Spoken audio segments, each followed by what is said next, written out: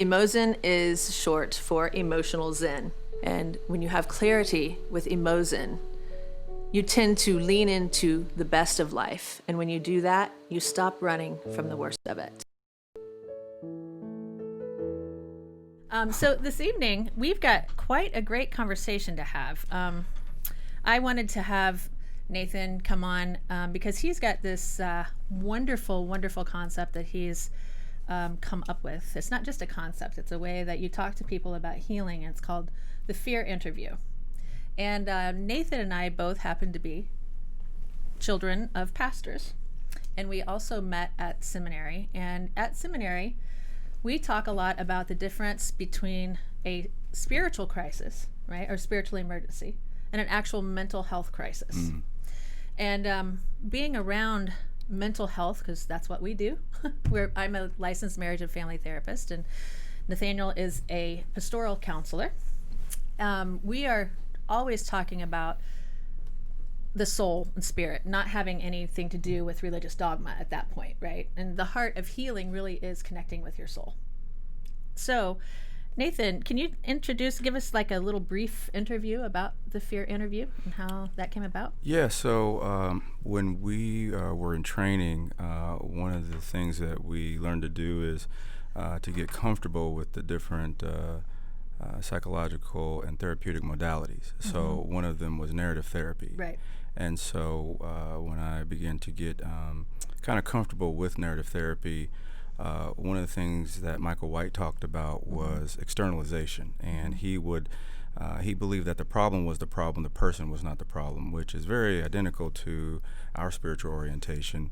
When you're talking about fear or sin, that we not label the person the problem, but deal with the issues that they had. So right. One of the things he would do is he would label whatever the person said was the problem, and he would have them interview that. So for instance, if it was bulimia or ADHD, he would have them in the third person interview that problem. And so they would play the role of ADHD or bulimia, and he would ask it questions. Mm-hmm. So in the midst of that, I started to kind of play with that and practice that. And one day, actually, I was at Center Point where I left school and began to practice. And in the middle of it, I heard something say, "Nathan, just call it fear." I'll never forget, it changed my life. Mm-hmm. So I started to interview people's fear. Mm-hmm. And there was this common denominator through the whole process, and every problem really related to fear. Mm-hmm. So as I began to do this, I kind of came up with a format. And as it proceeded, I noticed like this pattern that if I asked these certain questions, it would reveal itself with clarity. So it kind of starts out with, what is it that makes this person fearful? They'll say it, and I'll say, like, do they believe you? When did you come into their life? What did you tell them? What is it that they're doing where you try to talk to them and make them anxious, mm-hmm. and it doesn't bother them, and it'll tell them, and so it just began to reveal this persona or personality. And so for the last about 9 to 10 years, I've been doing this and collecting the data of the different people, mm-hmm. and I wrote a book about it. But it's really changed my life because it's the same thing. Everybody's dealing with the same thing, and they don't know it. But the biggest revelation is the main thing that it says. Mm-hmm. And it just simply says, "I'm going to keep you safe." Mm. Gets everybody. And once it says that to people, it then gives them a strategy to be safe. Fear is lying to them, mm-hmm. is what you're saying. So like, let's say addiction. Yes. I'm going to keep you safe. The way that I'm going to keep you safe is you need to escape this pain. Mm-hmm. You need to medicate. So this is the thing that you need to do. And when you do this, it's going to make you feel this way. And so most people don't realize like how much mm-hmm. that they are listening to this. But the sign is anxiety. And sure. So anytime you're anxious or you have stress, mm-hmm. people are not conscious they're listening to something that is causing that stress. That's really, really powerful. And it's powerful because it reminds me of something I had talked about with Dr. Bernbacher, who's been a mentor of mine before, and he introduced me. It's been around all the time, but he introduced me to the concept of the teleological experience. Once you can name it, Yes. it's no longer part of you, which Yes, is what you're talking exactly. about, right? So it's this teleological experience, and you're talking to fear, and fear it's like the great deceiver, Yes. and it presents itself in a lot of different ways. But all of those ways are, if I'm understanding you correctly, a lie about keeping you safe, really from healing. Yeah. It's always a deception. So when we talk about this psychological, the versus the theological, and when you talk about your mentor talking about the ability to name something, Yes. we don't realize like our spiritual orientation and many of the spiritual masters,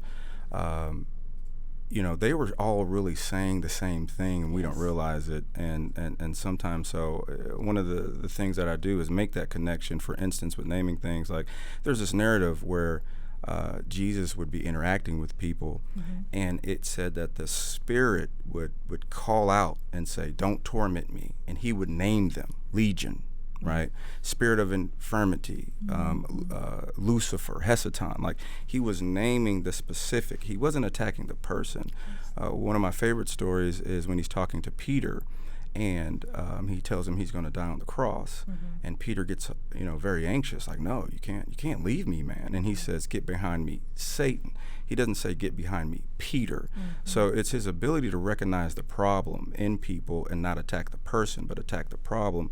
And this process just clearly does that in a way that it doesn't matter what your spiritual orientation is. People just see that, wow, I'm listening to something negative, and I've listened to it most of my life. And that's the thing that is sabotaging me on a day-to-day basis. So that naming thing is powerful. It's a really powerful thing. And as you were talking about that, I've changed it from goosebumps to truth bumps. Like from head to toe, I was like, it's like when the truth fills you up, it kind of has to escape your body somehow. One of that's the biggest things doing this, right, is finding. So hypothetically, let's say that I'm interviewing this energy that sabotages everyone, right? And it gets everybody somehow. Everybody. And it's me, anxiety. I'm going to be homeless. Everyone hates me. Why am I here? Yes, right. all of those things. So listening to the strategy. So in this book, I'm just naming like everything fear does, right? Okay. And I'm getting to the point you were talking about truth. Therapy, I've learned now, is very simplistic to me because fear's told me what it does. And the main thing it does is it keeps people from the truth. Yeah. So we got all these deep philosophical understanding, and all you got to do is tell people the truth, because it's the truth that sets people free. So that we live in a world without truth, right? Yeah. And so part of my therapeutic process, cuts to the chase, and people will be like, "Oh, Nathan, I've been going to therapy for 10 years, 15 years, 10 years. I've never heard what you just said in an hour." Right. Because I'm just simply getting to the truth. And the other aspect is fear hates love. You can't have love when you have fear. So if you tell the truth in love, that's, it burns everything, unlike love. which is what away. causes all trauma. That's what really people are traumatized Absolutely. by, a lack of love, right? 100% is our birthright. I was talking with a dear friend earlier this evening about our birthright is joy and happiness. You don't see babies born depressed and anxious. I mean, I'm not talking about unfortunate situations where babies are born addicted. I'm talking about a natural birth of they healthy, joyful, alive. And we become our definition of trauma in this culture, in this world, is very limited. People think of soldiers, but people think of like floods, hurricanes, storms, accidents. Certainly those are traumas. But what about the trauma of growing up in a home where there is constant addiction present, emotional abuse, physical abuse, religious abuse? That's traumatic too. just because there are no marks, people don't understand how, like, brainwashing and emotional manipulation, that is also traumatic.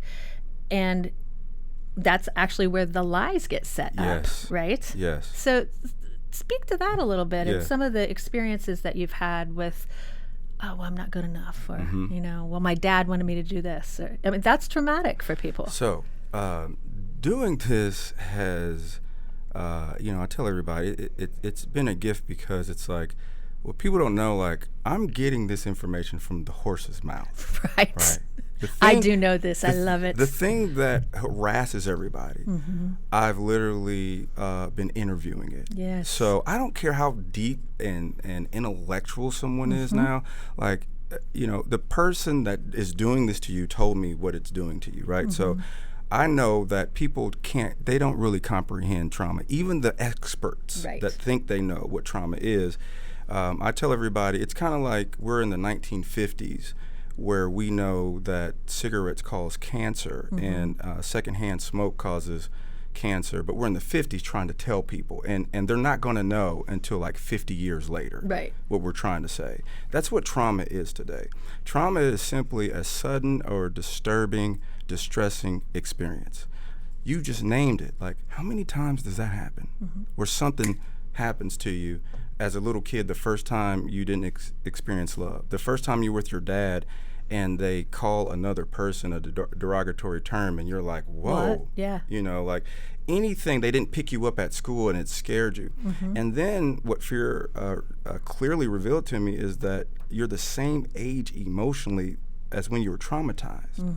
So these concepts that seem, really deep are so simple.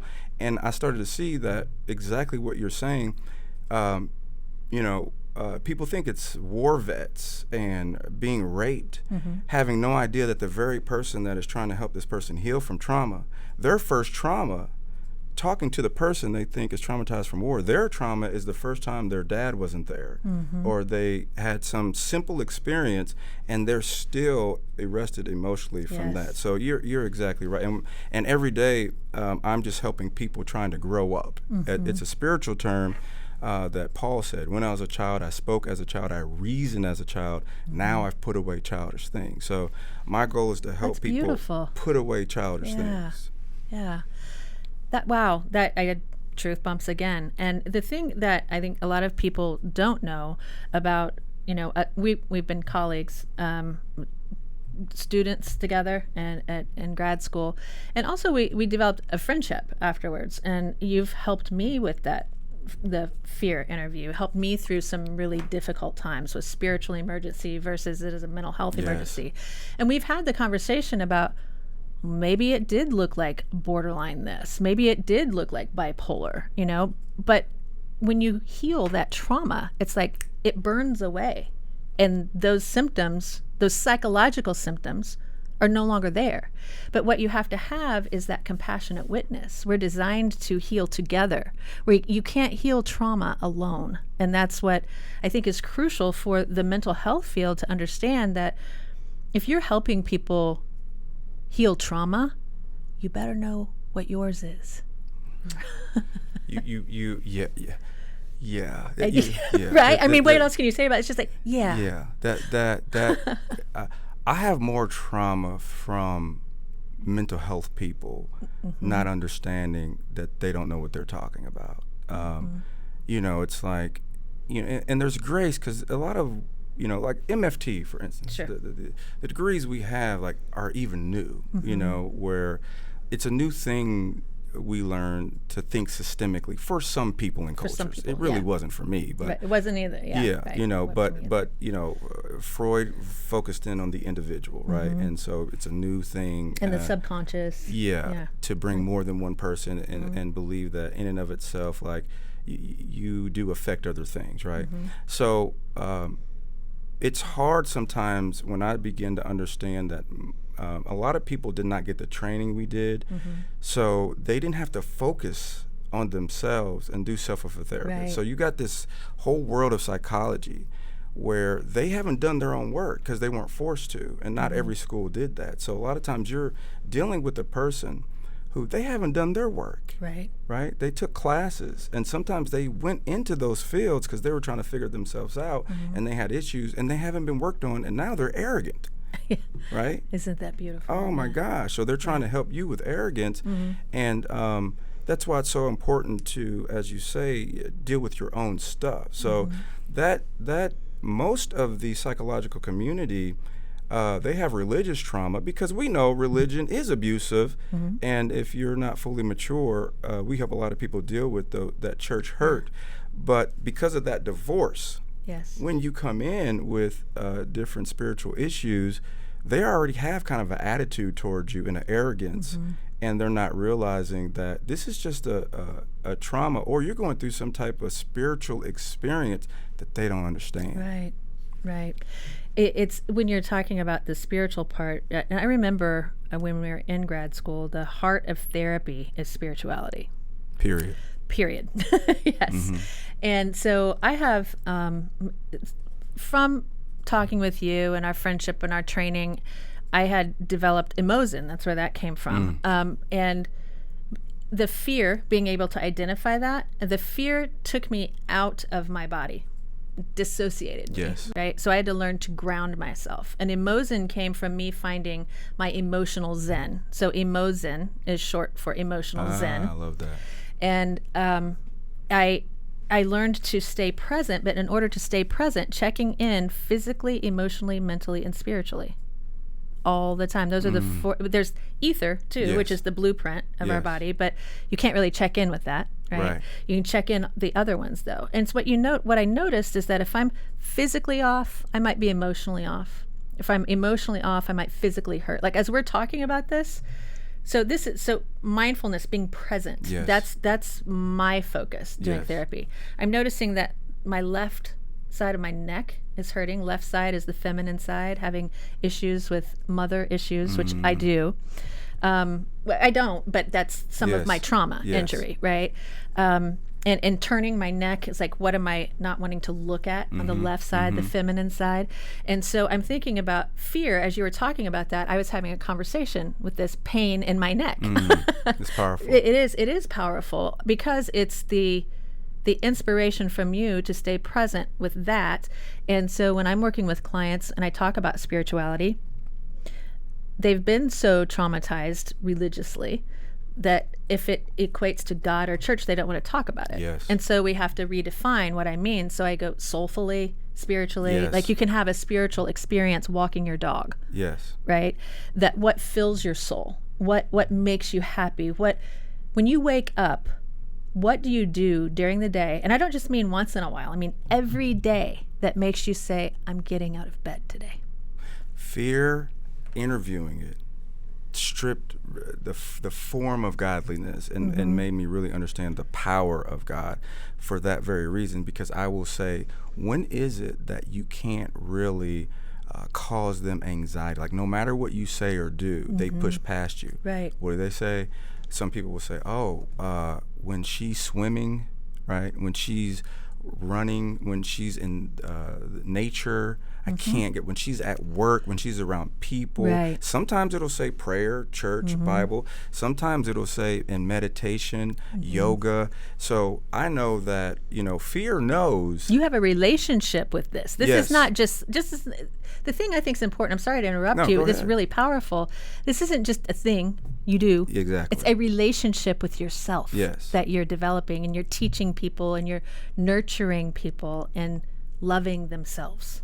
Right? And loving yourself is what's wrong with everything. People don't know what that means, how to do it, or what it is, because most of us are really dealing with conditional love, which is not love at all. And it's not really normal, I've learned, to experience unconditional love. But that essence of, I see why you're passionate, because we know that you can't minimize that space. It's like, hey, when you don't run and you don't go to nature, I don't want to be around you. Okay? And you don't want to be around you. You need to understand that this thing you do is important. And fear will tell you that and make you think all this other stuff is important, when it's this little space of loving yourself, and that's who you are actually. Yes. So, Krista, I just want to know if you're going to name the pain in your neck. Am I doing it right? Well, let Is me that how see. it works? Yes, that's kind of how it works, okay. Jason. Okay. Thank Thanks, you. Jason, for Thank bringing you, her back to Jason. that. Yeah, the pain in my neck. Well, I was kind of just.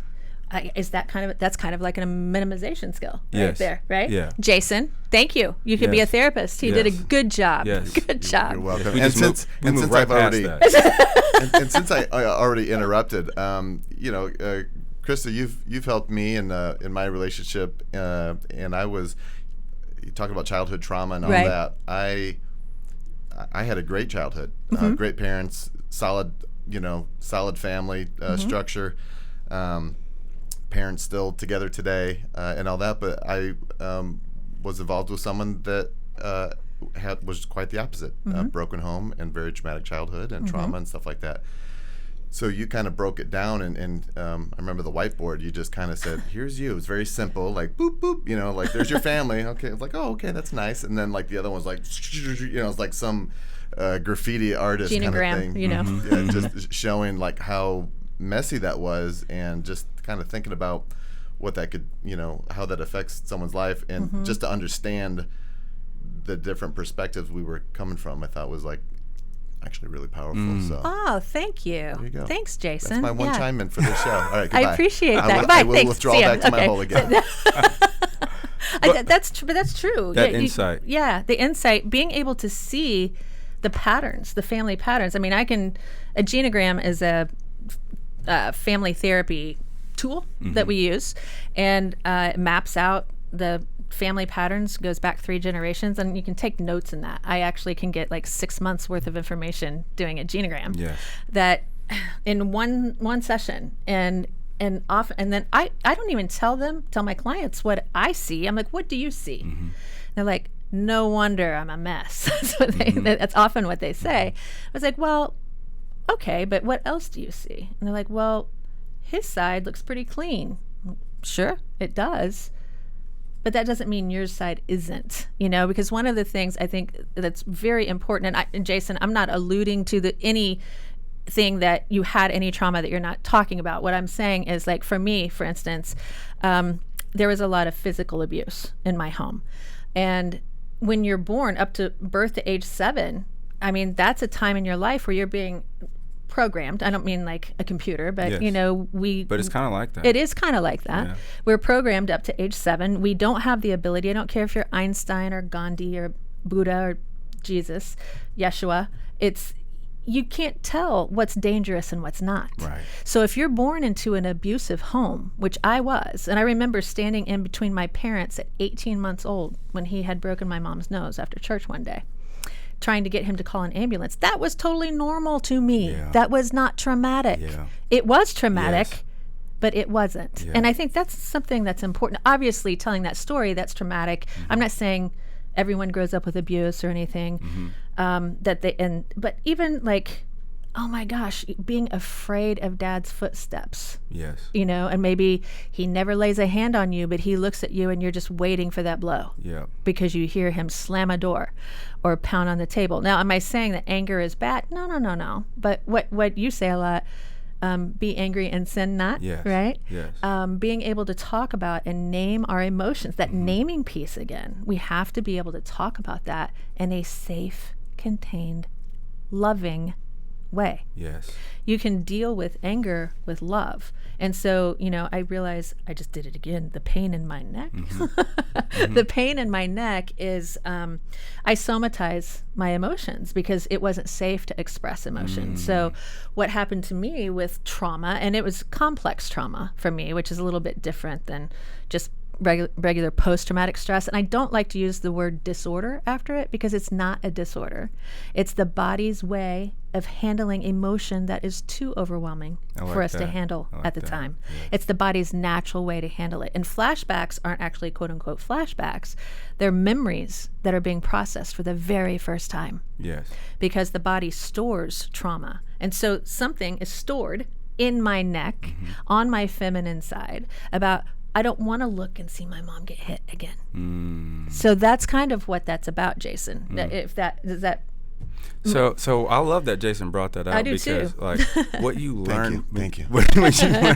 what you learn as a healer is, I'm really engrossed in people's gifts, Yes. right? So, I just see mutants, right? So we heal differently. Yes. And this is Yes. what Jason's pointing out is a mutant power, right? Yeah. It's like Krista's mutant power. Thank you once again. Yeah. Mutant power. Honored to be here. And because you guys work together, you were like, "What is that? What are you doing? What are you doing? What does that mean?" Because you know with her, like, if she could say that and then see something in you based off her right ankle hurting, so Wait, does that mean I'm the pain? possibly Possibly, possibly Jason. when she came in, you know what I mean? She came in and you were messing with her. Jeez. My mom does have issues with me with time. That's There it my whole is. thing. That- See? we're working it out. We nailed it. We nailed No. it. This goes back to childhood. That's why. This'll never get That's why resolved Jason through was this like, podcast. "What is that? What is?" Yeah, 'cause he probably knew deep down he did it. He you know what I did mean? it. Right. I've got goosebumps again. Truth bumps. Yeah. So that these type of things of understanding, who you are as a healer, fear can get in the way of Yeah. us and even our training because we have these other little gifts going on Right. that our training might not allow us. But when you love yourself, know who you are, you just evolve. You take the training along with totally who you are as a Yes. healer. Yes. And I watched you do that, and that's how I knew you would be doing this. Ah.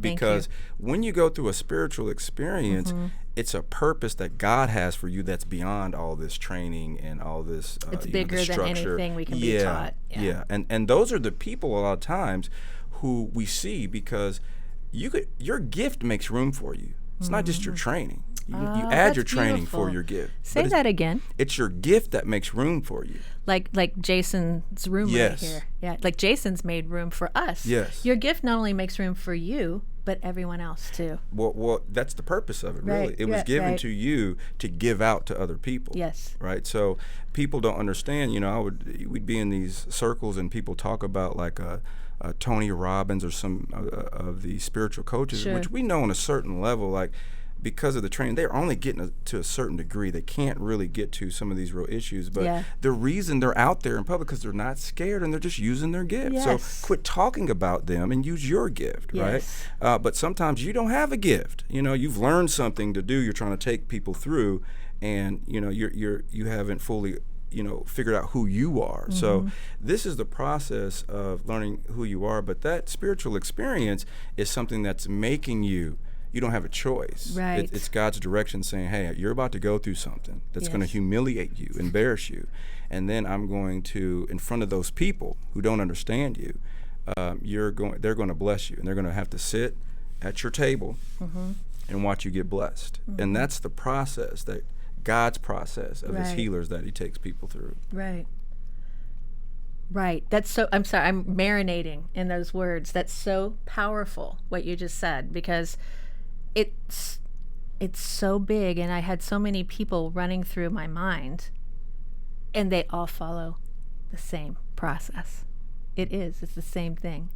It's like building muscle.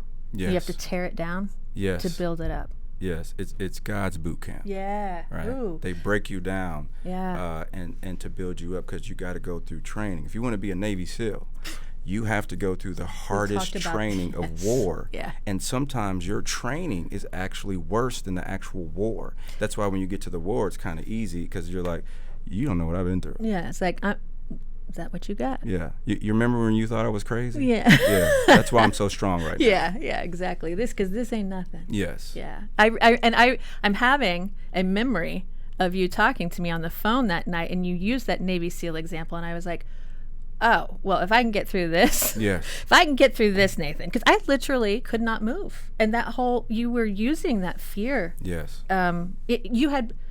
You didn't leave your office because you knew Yes. someone was calling. Yes. And it was me. And it was such a powerful, powerful experience, which goes back to, and Jason, you haven't even heard this story. I'm pulling you back and you can't hide over there, sir. Because it was such I see you. It was Trying such to hide now. Yeah. It was such a powerful experience because my dad had died. I mean, 2015 was just, I mean, and you know how life is. And I'm not trying to say my experience was worse than someone else's. I'm just saying for me, Yes. I was broken down and broken down and broken down. And then when I was down, life kicked me about 10 more times. And I kept saying, Nathan, I'm tired. And you're like, too bad, you got to get up. I mean, you weren't that Yes. cold about it. You were Yes. very supportive. But, at the same time, our gifts got us through that. Yes. And since I've been a little girl, and this is where it gets kind of difficult to talk with just anybody about it, but I do in session when I see it and I Yes. name it, and Yes. people automatically go boop, Yep. and you can see they line up. Clairaudient, clairsentient, clairvoyant. You know, it's like if I would have been born in an indigenous tribe, I would have been sheltered by the shaman and trained as a Exactly. little girl. Exactly. Right? Because I could hear spirit. We've Yes. talked about this. Yes. I didn't know everyone couldn't hear God. My favorite Spirit, thing to whatever. do Yeah. is explain to people that they have a specific gift and they assume everyone else has that Yes. gift, that we all have different gifts, and that's what causes so much misunderstanding and frustration, because your expectation isn't real. Right. And so, I didn't understand. I had a level of empathy and compassion my whole life that I thought was normal, and it's not normal. That It's a gift. It's a gift. Yes. And so I'm expecting everybody else to do that, and they can't. And I'm mad, especially when they're like, they're writing a book, or, the Yeah. professor, and Yeah. I'm going in and out of their shoes and their brain. And I'm Right. like, can't you do that? Or can't you Right, see I'm right. doing that? And they can't even see me. Right. But I thought that was normal. So, a part of my job is fear. Once its main goal is, it doesn't want you, it wants your gift. So it keeps people from using their gift. And you will listen to people say they're not doing this, and they'll name the fear. Well, I'm scared to do this. Or, Moses, I tell the story, there's this narrative where you have this guy who has the ability to deliver his entire community, and the gift to do that is in his hand the whole time. He doesn't know that in his hand. And it says that when God showed him what's in your hand, he's like, well, okay, God, this is crazy. Like, how am I going to deliver from this, world power? He's like, well, what's in your hand? And he drops it, and it turns into a snake, and he runs from it. And it's like, that's what we do. We see our gift. People can sing, they can speak. Somebody points it out, and they run from it. They're supposed to be a politician, and they're like, I'm too young, I can't do that. But fear tells us like what we can't do, and then shows us what will happen if we do it. Right. So that gift thing, its fear is always keeping us from using our gift. And one of the things, I just had this aha moment right now. Not only am I, so what happens with my gift, the spirit is so ingrained, it's so ingrained with me. If I don't follow it, I will literally get physically sick. Yes. See, that emotion, chosen people don't have a choice. Emotion chosen. Right? Look They at you. don't have a Yes. choice. That's what I Right. was telling you. Yeah. So there's the people that you talk about chosen. There's the narcissist, right? That thinks that I'm better than everybody else, and I'm superior, and everything's about me. True chosenness, when God chooses somebody, you're chosen to suffer humiliation. Yeah. So we don't choose this. No, nobody chooses that humiliation process, right? Right. And so usually Rejection, abuse, nobody chooses abandonment. that. And chosen people have extraordinary, compassionate hearts because they never want anybody to go through what they went through. Right. They're usually very humble people that can't believe that they're chosen, or can't believe like, oh, you're telling me the craziness I went in my life, like it was all like ordained, and it's the steps of a righteous man or woman Anointed. are ordered by the Lord. I'm Right. anointed, set apart. These are cliche words, but it means that you're set apart. You're set apart to go through hell so that you can meet people where they are. And it's not for you to feel arrogant or chosen or Right. better than people. It's for you to say, hey, I get what you're going through. I went through something very painful. That's it. Right. And I made it. Yes. It happened 20 years ago. Yes. I made it. Joseph said when he went through his process, oh, what the enemy meant for evil, God meant for good. Like, I went through all this hell, and now I can see the good in it all, right? And so that's what chosen people go through. And you and I are able to see other people's gifts and love them into it, Yes. right? Yes. Love them into their alignment. Because you remember the pain of Yes. people not seeing your Yes, gift, right? exactly. And calling you all kinds of titles. The devil's speaking to you. Yes. That's what my dad would say. Sorry, I have to whisper that because it just Yes. makes you go, what? That gave me the creeps. Sorry. I know what he said to you. I was there with you. As a I know little you girl. were. I heard it. I know. I told Yes. you that before. Yes. Sorry about that. And Yes. and I remember at 4 or 5 years old looking at him going, no, you're the only one talking to me. And boom, right on my behind. It's just, what? And trauma. Yes. What? I'm telling you the truth. Yes. And so you learn to diminish the truth or hide it altogether. And so many people, when I talk to parents, my goal is to say, hey, your goal is to find the gift in your child. Look for the gift in your child, and don't make sure you're not attacking them, Right. because it's the gift you're attacking, and you don't even realize it. Let's say you got a little girl and she's hanging on stuff all the time, and then you're attacking her, Right. hitting her. Don't hang on that, but you don't know this is the greatest gymnast in the world, Right. and she's about to make you millions of dollars. Exactly. Chill out. Yeah. Pay attention to what your kid is doing, and know they're that they're an inheritance, and you don't want to break their spirit or break something. Exactly. Well, and I just have to kind of, and I mean, we both have children, and you guys have a boy and a girl. I have a boy and a girl. Mine are grown and adulting successfully. My oldest, male, 24, I remember how he used to put Legos together, and the way that he would do it was fascinating to me. He's a mechanical engineer now. There you go. Yep. He's got his master's at 24 in mechanical engineering, Wow. and he won the research award. I'm sorry, it was a proud mom moment, but we're talking about the gift. I didn't mean to keep going. I'm just love that. You love your bubbling. babies. Yeah, I love my babies. And then he wanted to play piano. He's playing piano too. My daughter, is a runner. She also is a mechanical engineer with a neuroscience focus because she really connects with people. And it's really powerful that both of my children choose things that make them happy. And I really like that because that's emozen. They've found their emotional zen.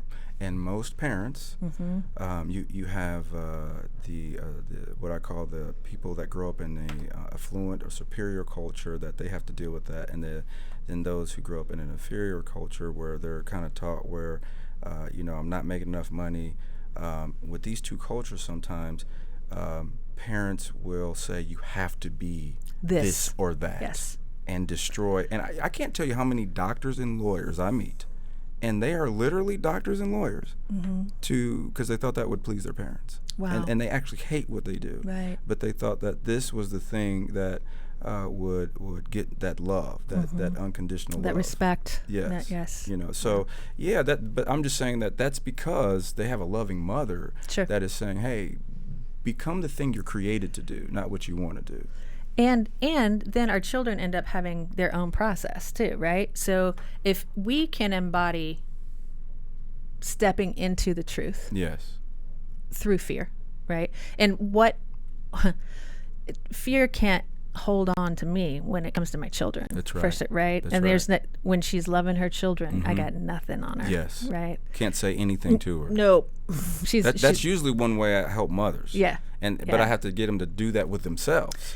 And that's when I think about what if my children felt about themselves like I feel about me when fear Yes, has me by the yes. face. There you go. Then I'm like, oh, no, you don't get to do this. That's You don't right. get to do this to me because my children deserve a mom who loves herself. That's awesome. So that's what I promised my children after the fear interview took hold. What you were doing, you do it so it's like it's not a process. Yeah. It's who you are, Yeah. right? It's kind of Yeah. like emozen. It's like Yeah. you got to be present and find that center and stay present here because with trauma, it happened, it's not happening. And if you can know right here, right now, Yes. that our limbic system's job is to protect us and keep Yes. us alive. If you can stay here now and go, is my life threatened? Literally. Yes. No, it's not. Okay, so I just need to feel this. Yes. And I don't mean just feel, because sometimes that pain, and you've been present with me in this too, I thought it was going to kill me. Yes. It hurts so badly, especially for someone that helps other people when you realize my anger has been emotionally abusive. Yes. Oh my gosh. Yes. Oh my gosh. I hurt people. Yes. I scared people. Yes. Wow. because that traumatized little 3-year-old became a traumatized 33-year-old. Woo. Yeah. It's terrifying. So knowing that part of it, it's like, okay, I have committed and promised my children I'm spending the rest of my life proving to them how much I love myself and them. And our relationship is better than ever. So I want to thank you for getting this out there. That fear interview needs to be known by everyone. And however you do it. And Jason, thank you so much for fixing this mic because you helped my neck. So I actually came to the realization that I was literally the pain in the neck. I apologize. I didn't properly settle you down. Had you been on time, I could have maybe taken the but that's okay. Now you're well, that's another issue. Yeah. No, that's the other side of my neck. That's a different podcast. That's a different podcast. We got pervasive late issues on my end. But, so, yeah, we're talking about the fear interview. Take a moment for like, share, and subscribe to see Nathan, to hear Nathan talk about his Nathanial McGuire. I'm sorry, we're doing my adult names, the adult names this evening. Nathanial McGuire and his fear interview. It's really, really powerful. You've spoken at Harvard about this. Yeah. I mean, it's a really big deal. Yeah. We're not just talking about some local guy who's a friend of mine. I mean, this is a local guy who's a friend of mine that has some really, really powerful work to share with the world. Thank you. Mm-hmm. I'll be honest that when I started to do it, I didn't know to the degree and how powerful it was. I had to get out of this state and talk to specialists. There was a symposium of masterminds where they grab people from around the country that they were doing different things, and one of the areas was trauma. And so I'm with some of the specialists around the world. Mm-hmm. And one of the people I met, she is brilliant. Her name is Christina, and I work with her. And she actually went through a process where she had trauma all the way back from when she was a little girl, and she was actually raped by her father. Wow. Right? So this is the most extreme that you talk about. Right. She's a EMDR specialist, and she did some of the greatest work, and she's a excellent clinician herself. Mm-hmm. She did the fear interview, and it changed her entire life. And so at that point I realized like what I had, and I've just been really kind of working on it and having other clinicians do it, collecting the research and data, so I'll be ready kind of when this thing hits the fan. But I didn't, she was basically, this group was saying, we've never seen anything like this. Yeah. Like what you're doing. And now I know it. Now this is what I do love. We're talking about loving ourselves, and when you go through that spiritual experience, I now know, like, things in the scripture to me are no longer cliche. And I also know when I don't care if it's a pastor for 30 years, like, I can tell now when something's a cliche. And I'm prepping this and saying this because we know the trauma people have from Christianese. Yeah. Right? There are the Christians. Most Christians I talk to, Krista, don't realize this is the deepest thing. I will have people that can't stand Christianity, and they're literally saying every word of Jesus. And I'm like, man, do you know you sound like Jesus? Then I'll have Christians come in, and they're talking all their religious stuff, and they don't realize, like, Jesus would not stand you. Like, Jesus wouldn't like you. Like, you're the reason Jesus flipped tables and whipped people. Like, Jesus might have cussed you out because when he said empty sepulchres, whitewashed walls, snakes of vipers' tails, like, Jesus attacked religious people. He never got into it with the people that were secular. And so, now I know what it means to, like, know who I am in Christ. It just means the greatest light, the crystal, and understanding who I am, and that I now know the Christ mind. And Christianity really, people miss it, the immature part of it, because that's how Jesus dealt with was mind and motives. You hardly ever hear that because it was a psychological thing he was doing, but we divorced that. So when he talked about the mind of Christ or taking thoughts captive, like, when Jesus was constantly, like, in people's motives, like, oh, you don't like her or him because, like, he cheated on somebody. Have you thought about cheating on somebody? Right.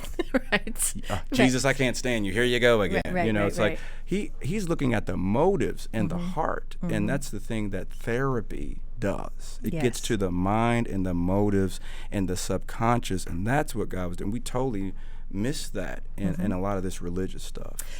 Yeah, and that's why spirituality, soulfulness, we have to understand what we're talking about. We have to name it. It goes back to Yes. naming the Yes. narrative. There's there's a story, and it's an actual story. I believe it was in Spiritual Emergency, a book that I read in grad school. I was a young man who was schizophrenic, and he wasn't able to be helped in the hospitals, and he was healed at a tribe in Africa by the shaman, right? Because the shamans can speak to the schizophrenics. Yes. And they see mental health as an initiation into being a spiritual healer. Yes. And I think that it's really, really powerful work. And that's really the heart of healing, is understanding the difference between that spiritual emergency, like we're Yes. talking about tonight, Yeah. and what is maybe just a physiological issue with, I mean, it's all a physiological issue. Yes. Some of it can be helped with medication. I'm not totally against medication. However, the heart of it is spirituality. Yes. And you can take less medication the more connected to your soul that you are. And when you're connected to your soul, then you're connected to other living beings. I'm not just talking about human beings. I'm talking about animals. Your plants grow better. I know it sounds silly, but it's the truth. It's truth. It's the truth. Yeah, scientifically, it's true. Yes, yeah, absolutely. Music sounds better. Right? Everything is more colorful and brighter. It's richer, more enlivened, and we want to move from frozen to emozen. We want to thrive, that. right? You don't just want to live your life in survival mode, and that's what most of us are doing. And we want to turn off that limbic system. Speaking of the physiological stuff, we Yes. want to turn off the survival mode and realize it's time to thrive. It's time to be happy. What makes you happy? And I'm sure you experience this too, but how many times have you asked someone, tell me 5 things that make you happy? And they're like, crickets. Kittens. Okay. Kittens. At least that was an answer. Crickets make someone's happy? That's weird. I don't get That that. is weird. That is weird. Americans, we have this concept of success that is killing us. Our ultimate concern is how to have enough. Right. And our parents sometimes don't realize they're pushing us to climb this ladder of class. And we don't know that that actually robs you of your very soul and your existence. So that becomes the most important thing. And, to me, watching us go through this process, I knew you were my sister, I remember telling you that story that happened when we were at CTS, and we were talking about, they were asking if you should address racism or what, and you were like, what did you say? I was like, that's my sister right there. Like Well, yeah. of course you do. Of course you do. Right. But the spiritual experience, I've learned how much that we have the training, but if you're a real healer, you will discover your natural healing abilities. Yes. And the West divorced the concept that these are just one and the same and made them separate when they're not separate. So They're not. The East, from Tai Chi, things like that, where they know that this is a physical thing. We're taking these needles and putting them in you, but there's also a spiritual component. They don't divorce the two. So the integration at CTS, I didn't realize how new and how blessed we were for them just to even understand the concept that these belong together. But, Krista, it doesn't mean you can do it. Right. See, that's the difference.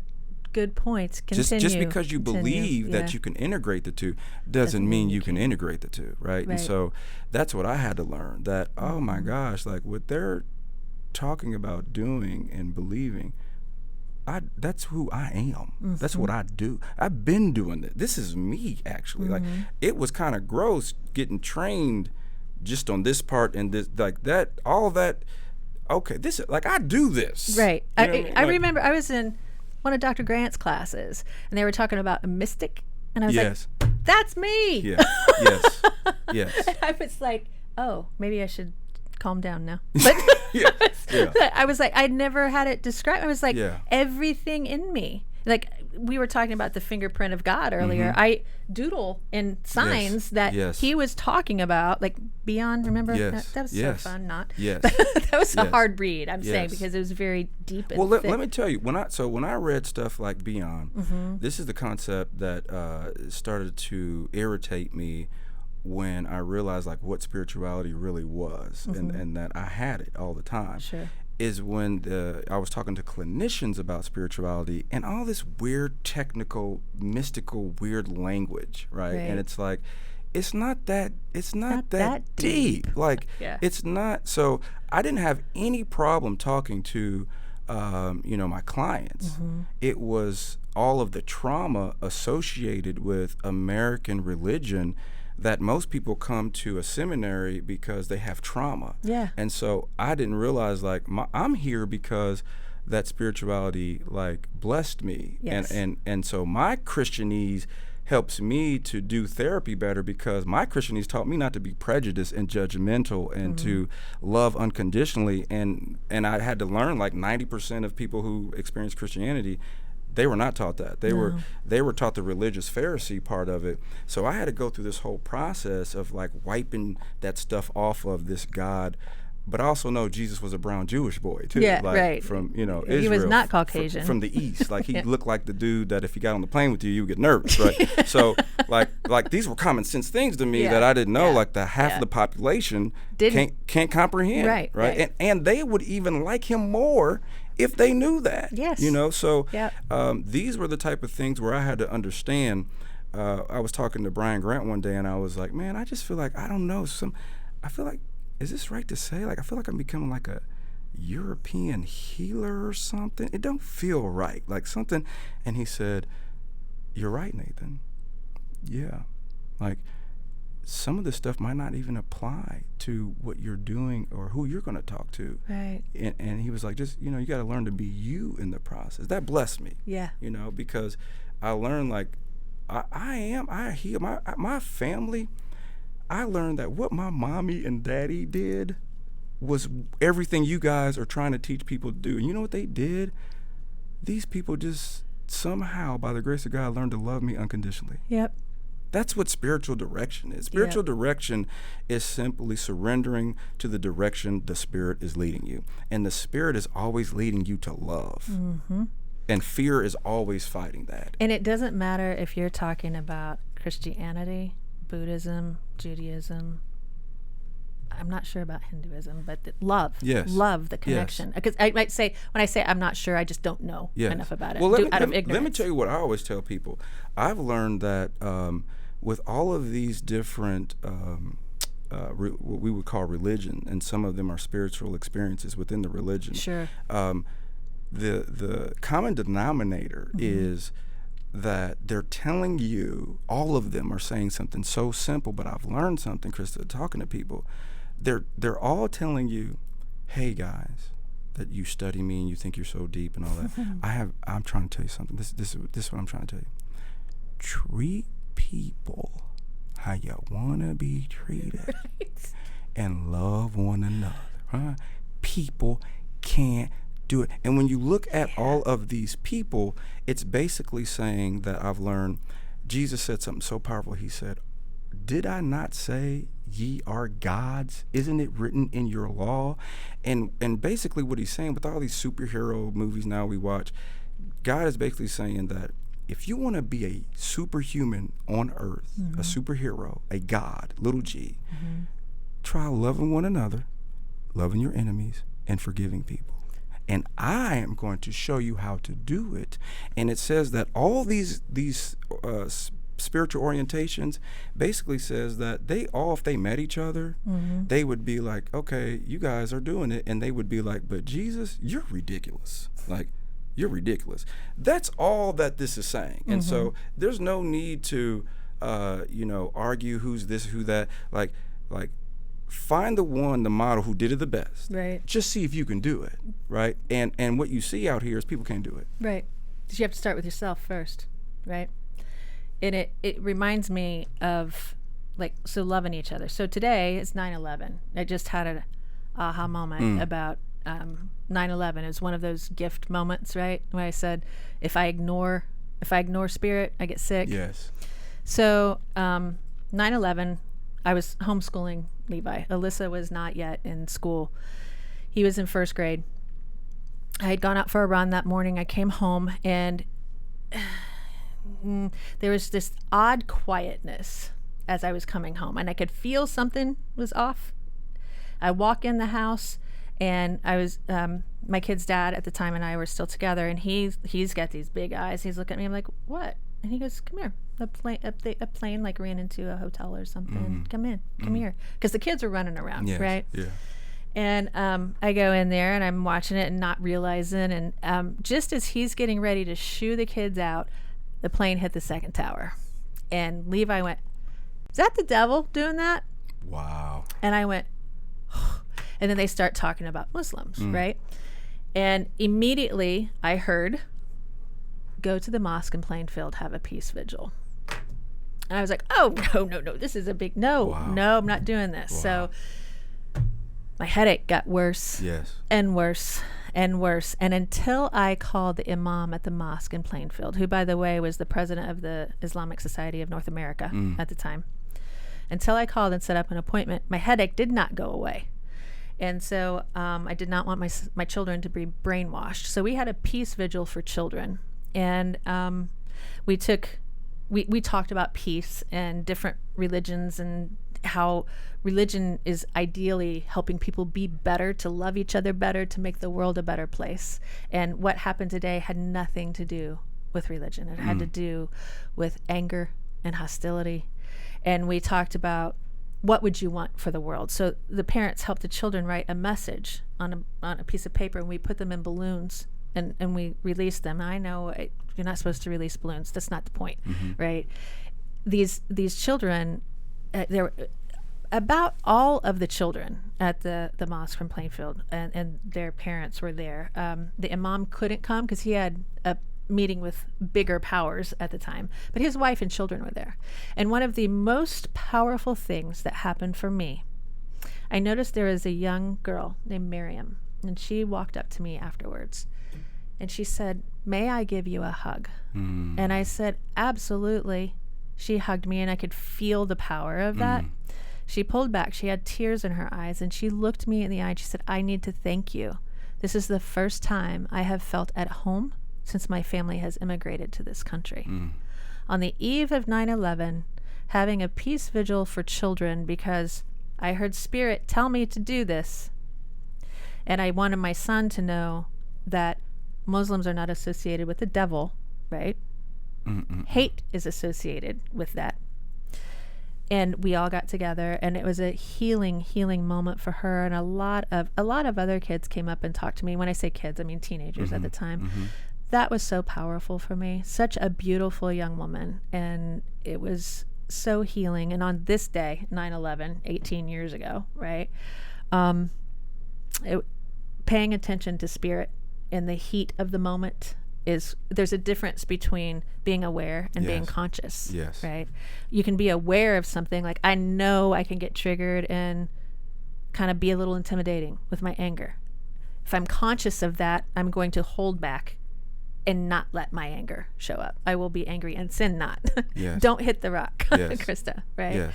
And I didn't do it that time, and it made I was conscious of making a difference at that time, and I did. So man, so many things went off in my head. So I was thinking about when we talked the last time, and you were talking about how kids don't get the message, right? And we were talking about how the message the teacher gave you about that word. That word, right? yes. And because of that, you immediately knew, like, I want my kids to get the message, but then the Spirit told you how to do it, right? Yeah. Okay, so, and the Spirit led you to the direction of love, and you surrendered to it, right?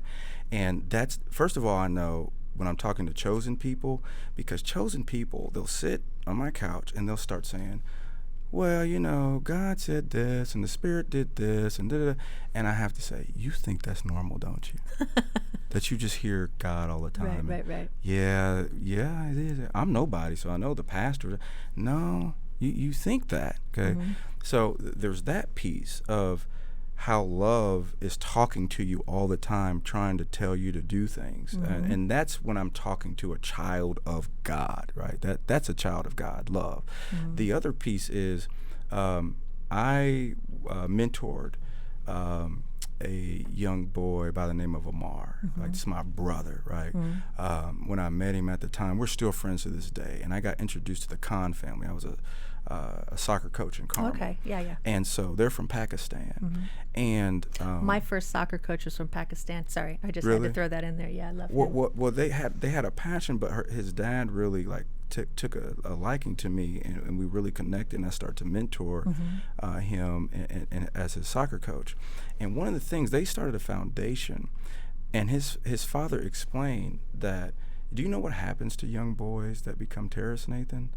It's the same thing we know from gangs to the Klan, where boys who are not getting love, it's Mm-hmm. a low economy and fatherlessness, Right. causes all kids to turn into terrorists. And he said that this is what happens. They find these boys, there's no work for them, they're fatherless, okay? Mm-hmm. And then they bring them in, and sometimes they give them drugs, and then they tell them, like, imagine you're in poverty and somebody comes to you and shows you a little love and starts giving you money, and then says, you want to live like this forever if you die. And he explained, like, the manipulation. Wow. And he said, man, and so they raise money. These are Muslim people who raise money to take care of these young boys, Mm-hmm. so that doesn't happen. And you got to remember, on top of that, we're talking about, like, the Muslim population is like almost bigger than the Christian population. It's hundreds of millions of people. We're talking about like less than 1% of people that do this, that gets exaggerated. Right. And when I'm counseling, though, when I have Muslim families, the funniest part is, when's the last time you seen Muslim people on the news, like teenagers, like beating people up, stealing, gang banging, beating people, like the most law-abiding I wish I had a whole practice of y'all. Right, Like, I know, like right? Love him, he's a little angry, Right. and simple stuff, because they have strong family values, and then we take one little thing that happens and make a whole religion. And I'm like, Christians, y'all don't even know. I wish y'all would act like this. These Muslim Right. families, like the love and the respect and the honor they still have. So you're exactly right. It's those type of things. But to watch the passion of this father over here trying to help these young boys, so they don't get caught up into that behavior, Yes. like we totally Yes. miss and have no connection with that. But it's because people are not giving their kids this message of love. Of love, unconditional love. Yes. And we have to learn to give it to ourselves too. And through that fear interview and, transferring it over, going from frozen to Mosen, a friend of mine, Deb Loshbaugh, came up with that one. I have to give her a T-shirt. I give her a shout For out. that. Yeah, she's a good healer. She's an excellent healer in her own right, but that's a different show too. But I just wanted to give her a shout out. But Chosen Emosen, I like that too. See, a lot of stuff is coming up I put here. that logo up on the screen. Do I get a T-shirt? Of course you do. You get a T-shirt and a hat, and I'll even cook dinner for you guys sometime. How's that? Extra small for me, please. And Jason, where can they go? What is it they need to do to make sure they follow on social media this show, and to see all what Krista is doing? What is it they need to do? Well, people are watching this. We're cross-posting through a few different pages, including your Facebook page. So if they want to cover all the bases, make sure that they like and share this video, this podcast, as well as future audio podcasts that will be hitting iTunes and all those platforms very soon. So they can subscribe to those. Okay. Rate and review. And but then there's my two pages, Jolliffe Digital Production and Jason Aaron, and then of course the Nathaniel McGuire page, which they may or may not be watching through, but we've got a few pages cross posting. So Yeah. Thank you. There's the rundown. Yeah. It's so awesome. I mean, we should have Jason be at some point another podcast. I know we're winding down here, but I mean, I'm going to be on every podcast. I know, but just like it or not. specifically with the gift. I mean, just this room, y'all can't see the amazing studio Jason set up because he's following his passion, his gift, his chosen thing. Everyone can see it in the time lapse, which is right behind my head. Oh, well, there it is. When I release it. Whoop, Okay. Where am I going? Oh, right there, that little guy right there. Because you should. There it is. So his family videos, you can imagine, are pretty awesome too. Well, that's the first thing. When I came in here, I was like, Krista, you do know that a lot of people don't get to start out on this level doing anything podcast. Like, I don't know I don't know where you met this dude, but this is serious. Well, it's the chosen. Yes. That's it. That's what you should call it. Chosen Emozen. Starting. Anyway, I'm sorry. At Studio J. At Studio J. Yeah. But Nathan, I love talking with you every time. We don't even have to have anything planned or an agenda, and the conversation is fantastic. When do you think your book's coming out, by the way, as we end up here? Well, I don't know. Right, it's a process, I'm getting right? closer. I cannot wait to finish it, but the last I talked to my editor, she's like, "Hey, would you stop adding stuff to this book? Like, you're gonna have to stop sooner or later." So, there's this last little portion of self-love that I'm wrestling with now, and then that'll be the last piece. Okay. But there's a whole kind of rollout because I'm gonna do my show and actually do it to illustrate it. My favorite part about this is that of course my favorite spiritual director, who I think is the GOAT, the greatest of all times, right, is Yeshua, right? Like, so what I loved about his story is he didn't just like talk, he then demonstrated, right? Power, right?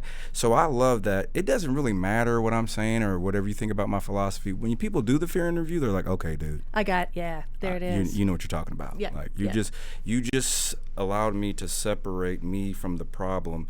It's called externalization, and I see it, and it talks to me, and it's alive. I don't even know I'm spiritual, if I'm an atheist, but whatever that is, that's real. That's real. That's real. It's in the room. Yes. Yeah. Yes. And now I hear it talking to everybody and people. I hear it talking through politicians, talking about I'm going to keep you safe. Like, oh my God, that's a spirit. Okay, I get it. Some of us grew up with that, so we love it, and it's our imago. It's an abuser is home to us, and so when someone's not like that, it makes us uncomfortable. But if somebody's a bully, we know what to do with it. Like, it just breaks everything down. But when the bully was your parent, that's when it gets tough. That's why the fear interview is so big. And when's the first time you heard that? And it's like, oh. you literally hear something using your voice talking to you, and you now know this is not me brainstorming. Right. This is not me like overthinking something. Something's talking to me, and I'm agreeing with it. And it told me when it came into my life. That first time I got scared at that time. And so people recognize it, and I tell them, hey, this is the thing. You feel it, don't you?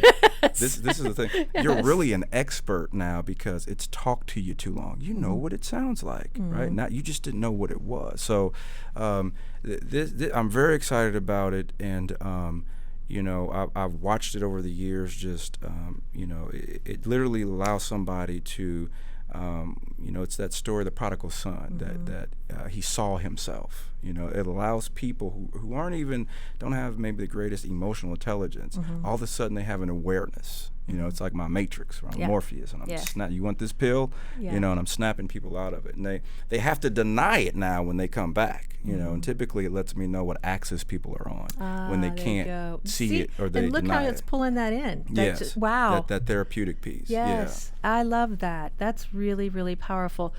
One of the last thoughts I want to end up with, too, the spiritual emergency versus the physiological. If it's a spiritual thing and you take medicine for it, it gets worse. So in our country, and really what will happen, like in our country, all you got to do is prove you can make money from it. You know? But what's happened is a lot of our psychology. You said it a long time ago when you did the fear interview, and you really saw like a lot of this stuff is fear-based therapy. This is all based on fear. It's all based on me doing the right thing according to this schedule and this time, so I don't get sued, and I can get this insurance because this box pays for this, and this box pays for this, and this box. There's no healing going on there. I don't know what to do, Nathan, with what you just did. How much do we pay you for that? I don't know, because I know it's worth $1 million, really. Right, exactly. You really can't afford it, is what I Right. do know, right? Exactly. So it's like, I can only do what this box calls this code, and so a lot of times we're not able to heal because the business structure, the system, isn't healing. Now we know that with look at what's happening with the pharmaceutical companies. Like, they're killing you, and then they're literally squashing data that says just talk therapy is 100 more times better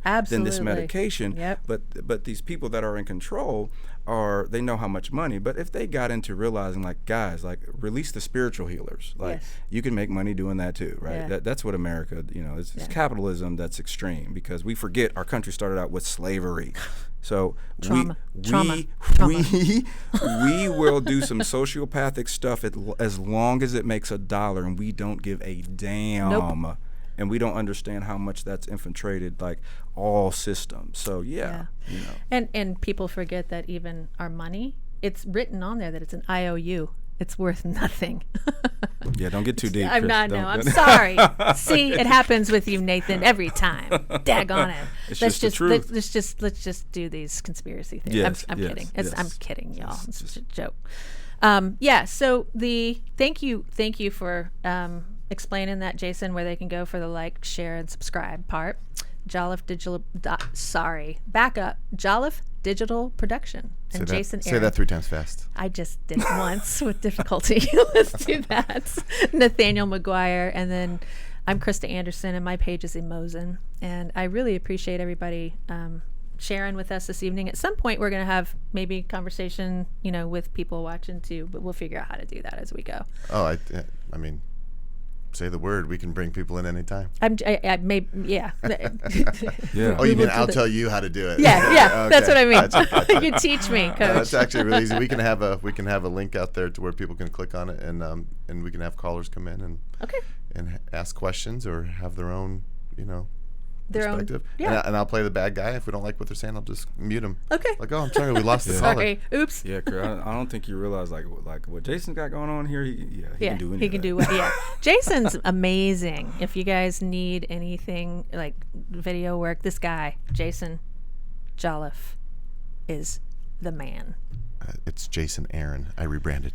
Oh yeah. Sorry, Jason You're Aaron. just messing him up. I am Come on, messing him up, Krista, Jason Aaron. together. Hey, I'm frozen. I need to go to Emozen. Jason Aaron is the man. Jolliffe Digital Production. I'm all right. There it is.